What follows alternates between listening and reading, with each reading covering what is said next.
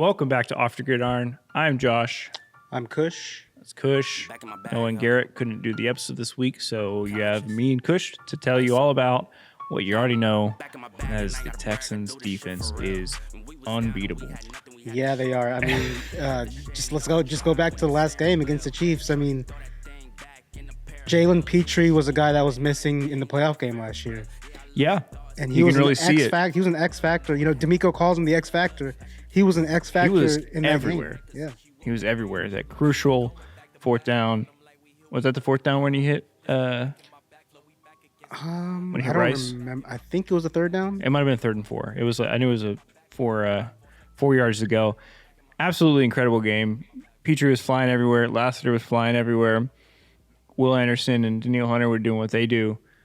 You had pretty much the undisputable GOAT of this generation, Patrick Mahomes, running around looking lost. And he still did about all he could do to win the Chiefs that game. Thank God Travis Kelce is washed and forgot how to catch balls. And so did – who else had that big drop? Was it Rice or was it somebody else? There was another receiver that had a big drop that was just like right in his hands. I believe it was either Rice or Tyquan Thornton. I can't remember who. Something like that, yeah. It just one of those things that just doesn't happen for the Texans, right? Going to the Chiefs in Kansas City in the cold and winning a game, seemingly the breaks going your way, you know, not making that crucial. I feel like all Texans fans, all Houston fans in general, anytime you're getting to the end of a game, you're just waiting for the heartbreak to happen, right? You're just waiting. You're like, all right, Patrick Mahomes has the ball back. Like, I know he's down by 2 possessions with 50 seconds left. Somehow he's gonna figure it out and they're gonna win. But it worked out. Everything worked out. This defense did exactly what you think and hope they can do, and the offense did just enough to win. Yeah, and I think the big story of this game is I think it's a two-parter. The defense was amazing. And you talked about Heartbreak Houston. You know, it looked like it was going that way in the third quarter. That third quarter was rough. Chris Jones was doing everything he could to keep them in that game. He was dangerous. Yeah, Chris Jones was starting to take over at the beginning of the second half, and I was watching the game at home, and I'm like, oh God, here we go. You know, they're gonna get stops. Patrick Mahomes is gonna get going, but there's a point where we had negative 2 yards. Yeah, in the whole second half. And the reason I bring that up is because C.J. Stroud in the first half was making a lot of magic type plays that you usually see Patrick Mahomes making, right? Yeah, yeah. And to me, offensively, those were the difference in the game. They had, yeah. I mean, basically, Stroud was making the throws, and our receivers were catching balls to get crucial first downs in moments that the Chiefs weren't. I mean, how many times did Chiefs go for it on fourth down? I think it was 4 times, and they were 0 for 4 or 1 for 4. Yeah. Speaking on that, a couple interesting decisions from Andy Reid. 4th down in their own territory, and they go for it. What do you think of that? What do you think it was that much confidence in their offense, or do you think it was confidence that if the Texans got the ball back, they'd hold them to, at worst, field goal? I kind of talked about this on our NFL podcast, Play Action Takes. Shout out. Yeah, shout out, Play Action Takes. I told Stoney, I was like, look, I think the first 4th down, excuse me. Yeah. I think that was an arrogant, call just because throughout the last 7 years, they've always gotten that first down. Yeah. And I think it was a bit of a wake-up call for them and the fans that, like, I even was like, oh, they're going to get it, I mean, we're just so used to seeing the Chiefs throughout, since 2018, 2019, every time they go for that type of 4th down, they always get it. Yeah. And that's not me, like, saying they're going to get a call or anything. It's just they just always seem to make that play. No, I mean, that's, what I was so sick of hearing Chris Collinsworth talk about. They mentioned it like 17 times on the broadcast, but that's, championship football, however you believe that is. It's a little bit of luck. It's a little bit of planning. It's practicing for those moments. It's having a locker room full of guys that can step up in the moment. And for once, it didn't happen for them. It kind of, I mean, they're still in it, but just overall, that game felt like the end of their run. I think losing that game was the most deflating thing that could happen this season. Yeah, I don't see them getting in. And then after that, is Kelsey going to retire? Is Chris? Yeah, how is Chris Jones going to The look? Chiefs next have a year lot older? of question marks, but on the Texans side, to me, to win that type of game going into Kansas City, all the talk before the game was the Texans can't handle 20-degree cold weather, right? And my argument, before the game was, I know the offense, eye test wise is not very attractive or sexy. Yeah. But I think just like the defense that can travel, I think their philosophy on offense, I think that travels on the road. Running the ball, taking care of the ball. And another thing I think a lot of people aren't talking about is C.J. Stroud had 0 turnovers. Yeah, no, that's a great point. That was huge. For being on the run as much as he was, especially in that third quarter. A worse quarterback definitely could have panicked in that third quarter and tried to throw a miracle ball 25 yards downfield and turn the ball over. But credit to him, he trusts his defense. They had a few 3-and-outs, and it's frustrating what they were like. Okay, it's up to our defense. He didn't try and force anything that wasn't there, which is, I think that's when CJ's playing his best ball. I don't think CJ. I love CJ, but I don't think he's ever going to be the gunslinger, Matt Stafford, whoever type of guy that's throwing 400 yards in multiple games a season. I think his strength is staying in that pocket, staying in that 200 to 300 yard range, 2 TDs, moving the ball downfield when it needs to be. But the biggest thing, not throwing those interceptions, not turning the ball over, not fumbling it. I mean, we saw it in his rookie year when he had that stretch of no interceptions. Right, yeah. And I feel like that's when he's playing the best ball, when he's being a little bit more conservative, but throwing it downfield when he needs to, and when he does, that percentage of executing on that is high. Yeah, and then the other thing is, one of the touchdowns, C.J. Stroud's touchdowns, in this game weren't like amazing plays or he's scrambling and throwing it to Nico Collins.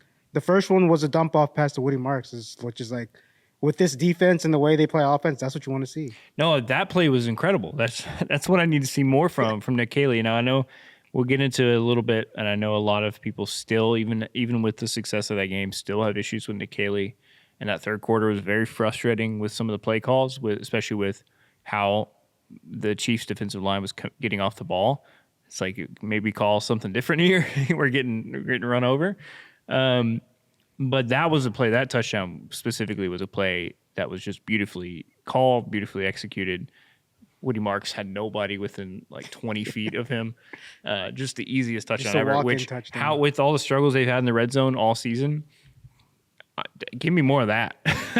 An easy touchdown? What is that? I've never even seen that before. We haven't seen one that easy all season long. Yeah, especially in the red zone. Like, usually their easy touchdowns are deep balls, for a touchdown. But anytime they've gotten within the 20, especially within the 10, it feels like it's been a grind. If they get a touchdown, it's like last chance, third down on the 1, or they just have to kick a field goal. So that was really great to see.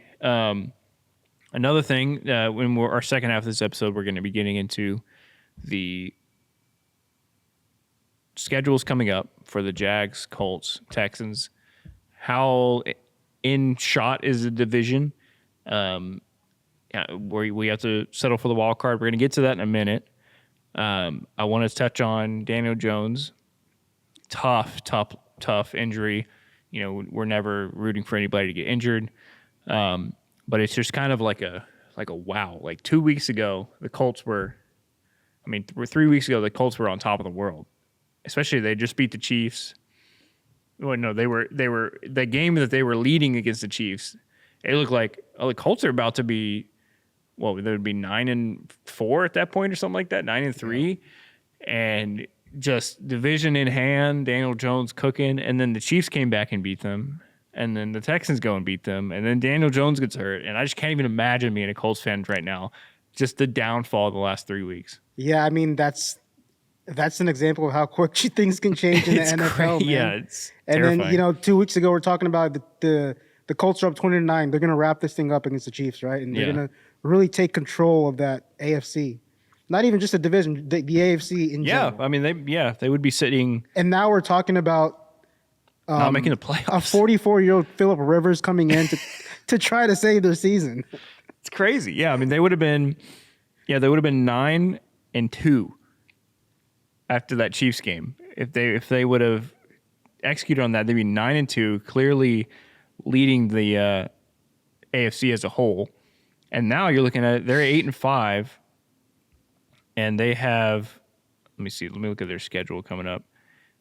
They have Seattle, San Francisco, Jacksonville, and Houston. They have a tough schedule, man. All teams that are probably going to beat them. So they might end up 8-9 after all that.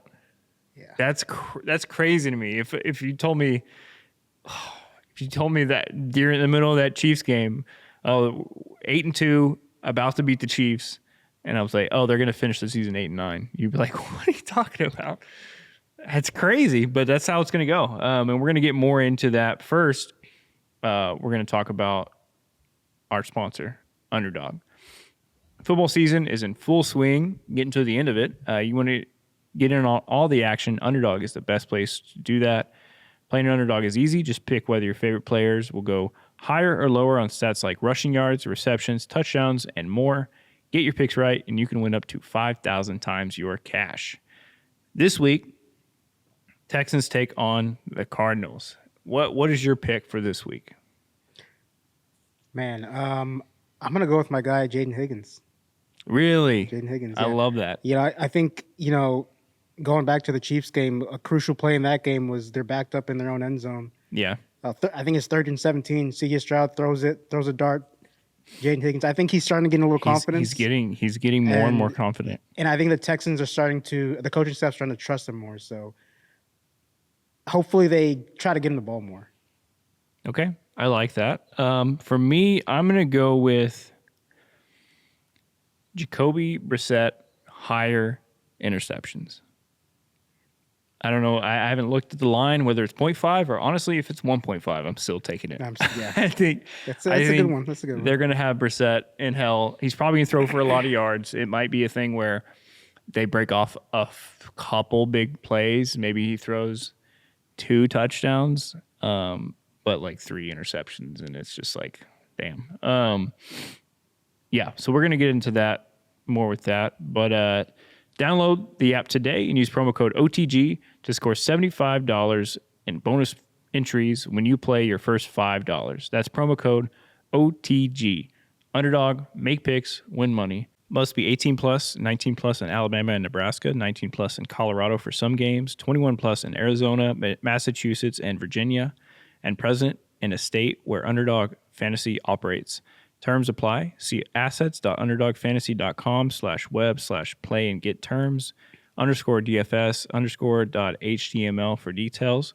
Offer not valid in Maryland, Michigan, New Jersey, New York, Ohio, and Pennsylvania. Concerned with your play? Call 1-800-GAMBLER or visit www.ncpgambling.org. In New York, call the 24/7 Hope line at 1-877-8-HOPE-NY or text HOPE-NY 467369. Use code OTG at Underdog. Back to the show. All right, so 4 games left for each of these teams. Currently, the standings sit at Jaguars 9-4, Texans 8-5, Colts 8-5. It's going to come down to the wire. The Texans have Arizona, Las Vegas, Los Angeles, and Indianapolis. The Colts have... we talked about the Colts have Seattle, San Francisco, Jaguars, Texans. The Jags have New York, Denver, Indianapolis, and Tennessee. This is really going to come down to, we talked about the Colts, I think, are out of the division at best. I think they can steal a wild card, just with how tough that schedule is. I mean, even if Phillip Rivers can be decent, maybe they win 2 of those, you think? Yeah, I mean, for them, it's going to be hard just because, you sign a 44-year-old Phillip Rivers, like we said. Yeah. And then his first game, you're throwing him out there after 5 years of not playing, against is against a great Seattle defense. Yeah.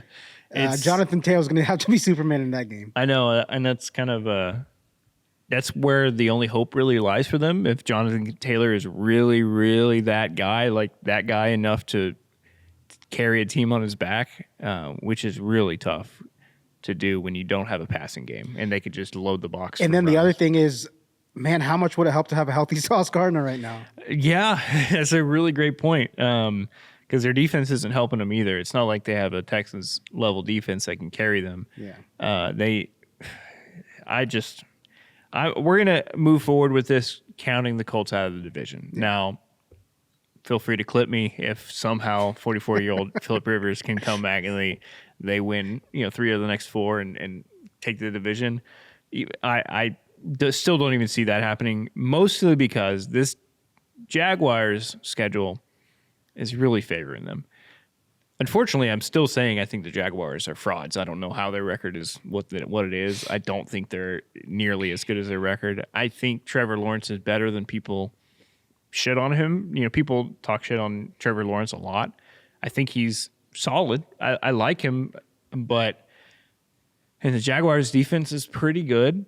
I just don't think they're a 9-4 team. Like, how are they 9-4 right now? Unfortunately, they have the Jets. That's a win. They have Denver we'll get into that. And they have the Colts. That's probably a win. And they have Tennessee. That's probably a win. So it all kind of comes down to Denver. And the Texans fans are going to be rooting for Denver against the Colts on December 21st, because getting to the Texans schedule, you have Cardinals, Raiders, Chargers, Colts. Texans are currently a game back from the Jags. If they can go 4-0, you need Denver to beat the Jags. Where are you putting that game? How likely can Denver beat the Jags? So before I get into that, the way that Arizona may be a trap game for the Texans. That's also what I'm worried about. I think the Jets might be a trap game for the Jaguars. Really, the Jets might be a trap game. Yeah. I called because the Jaguars, they've been up and down. I know, that's what I'm saying. I don't trust them. I don't think it's 100%. I'm not going to pick the. Yeah. I'm not going to pick the Jets to beat the Jaguars. No, I see what you mean, but it's something to think about. But who's currently the Jets quarterback? I don't know. It's been a carousel. And that's why I think it's a trap game. Do we know who's starting for them next week? Was it Brady Cook? Who started last game against the Dolphins? It was Brady Cook. Brady Cook, yeah. 14 for 30 with 2 interceptions and 163 passing yards. Jesus. Jets might turn to undrafted rookie QB on Sunday, apparently. Yeah, we'll see how that goes. Like I said, I'm not going to pick the Jaguars to lose that game, but so getting into it, we can get back to the Denver thing. But the reason why this is so important, because let me break down the tiebreakers for you. In the NFL, your tiebreakers are head-to-head record. Texans and Jags each won a game against each other, so that's nil. Second is record within the division. If things turn out how we think they will, that's going to be tied as well. And then next is best record in common games. If Denver beats the Jags, we're going to be tied in that as well. And then it will come down to the fourth, which is record within the conference. And if the Texans can go 4-0 and the Jags go 3-1 and lose to Denver, the Texans will, I think if my math is correct, they will win the fourth tiebreaker and win the division. Man. That's crazy. The next thing is strength of victory in all games. So like win percent or win different point differential. Which that's probably not favoring the Texans. That's going to the Jaguars. So yeah, it's coming down the wire. You do hope, like you said, that there could be a trap game in there and that the Jets could take care of business. I could see that second to last game for them. Maybe by the third game for Phillip Rivers, he's kind of figured it out and they start cooking a little bit and they can have an upset there. I also think Tennessee is more capable of a trap game for me than the Jets are, just because I think Cam Ward still has that potential, and they have weapons there, and their defense isn't awful. Like, it's not great. I don't know, man. Give me your thoughts on. I'll shut up for a second. You give me your thoughts on everything coming up. If this was the Jaguars team before they acquired Jacoby Myers, I think I would be more confident that they might lose more games. That's fair. To me, Jacoby Myers kind of changed this offense. And if you watch the Colts and Jags game this past weekend, Trevor Lawrence made some amazing throws. Brian Thomas Jr. can catch now. Yeah, I mean, it's so weird. It's crazy that their record is what it is. Before the season, if you told me they were 9-4, I'd be like, oh, Brian Thomas Jr. and Trevor Lawrence are just they're Matt Ryan and Julio Jones. Like they're going off. But he's kind of having a down year so far. Yeah, and I have to give Liam Cohen his credit. Coach of the Jaguars, he's done a good job with that team. They were kind of in a downslide early in the season, and if we all know the Jaguars' tendency to collapse as far as playoff race in the past few years. So I give Liam Cohen credit for keeping that team afloat. And I mean, the test for the Jaguars team is going to be against the Broncos. Yeah, I was looking through their schedule. If the Texans didn't pull off that upset, they'd be out of the division probably anyways. But if they didn't do that, the Jags would be 10-3 and on a 6-game winning streak right now. So that was just such a huge game. You're right, Jacoby Myers has been going off. That Denver game is going to be really interesting. I think that I would put money on Denver. I think Denver is going to be able to take care of them. I think their defense is so good that while Trevor Lawrence has been playing pretty well the last few games, their offense has kind of been getting it going. The receivers have been playing well. I mean, that Denver defense with the pressure they bring is just something different. So it's also at Denver. Yeah, it's in Denver. And they're currently 6-0 at home. The only thing kind of like giving me cause to pause, shout out Stephen A. Smith, cause to pause. Cause to pause. Is like the Jaguars went into Kansas City and beat Kansas City, which I didn't think would happen. This was early in the season when we thought Kansas City was on a roll, right? Yeah. And so I'm gonna give the Jaguars a little credit. I think it's possible they can go into Denver and beat them. And if they do, then I mean, that's one of the best teams in the AFC, in my opinion. I mean, I still am not as high on Denver. I think I said it earlier in the season, and you can look at it right now. They're the closest team to the Texans as far as build. Their defense leads them, but their offense has just been better than the Texans' offense has been. But they're very much in that same mold of the Texans, and I think if you had CJ for that entire game, the Texans win that game against them. I think it would be a different game. I think they have a good chance to win. But then again, at that point in the season, they just weren't scoring in the red zone. Yeah, no, that's fair. So looking at point differential, the Texans actually lead the Jaguars plus 75. The Jags are plus 56, which is interesting. I thought it'd be different. But yeah, going into this week, you have Arizona. I think you were right about the trap game. It's one of those things where, we didn't have the heartbreak against Kansas City, but the heartbreak will be losing a very winnable game. That would just be such Houston. And as Houston fans, we're always waiting for that other shoe to drop. But going into it, what is your predictions? What do you think is actually going to happen? I tweeted this last night because I was thinking about it, and I was like, I kind of thought about 2019 when the Texans finally beat the Patriots on national TV. Yeah. The next week they played the Denver Broncos, and they gave up like 40 points to them and lost in a blowout.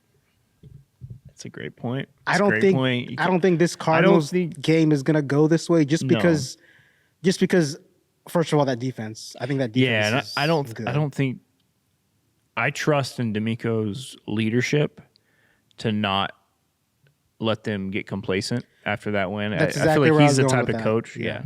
That's where I was going with that. And you talk about D'Amico Ryans. He's done a great job of holding this team together. Even after 0-3, when we're 2-4, 3-5. CJ getting injured.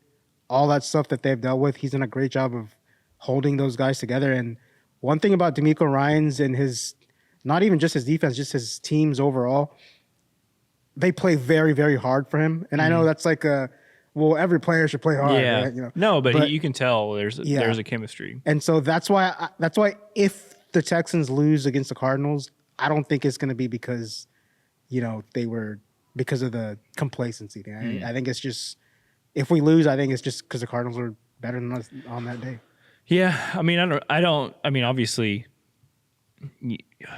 I'm not predicting a Texans loss pretty much ever, but definitely not for this. It is just the trap game thing. It's just always in the back of your head. Like I said, I can see the Cardinals getting a few like big plays off. They have the tools. Michael Wilson's kind of cold. Is Marvin Harrison Jr. still hurt, or is he back?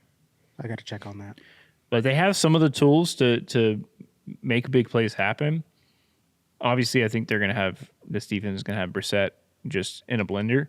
But I can see Brissett just saying, fuck it, going full Jameis Winston. And he'd be like, I'll throw 4 touchdowns, but also throw 4 interceptions, So that'd be my only worry is the deep ball, is some sort of big plays happening, and them able to put up like 17 or something, and then just what can your offense do? It's always going to come down to, and that's the main thing to look at these next 4 games is you have CJ, you have your weapons. Now is the time to figure out what is the identity of this offense.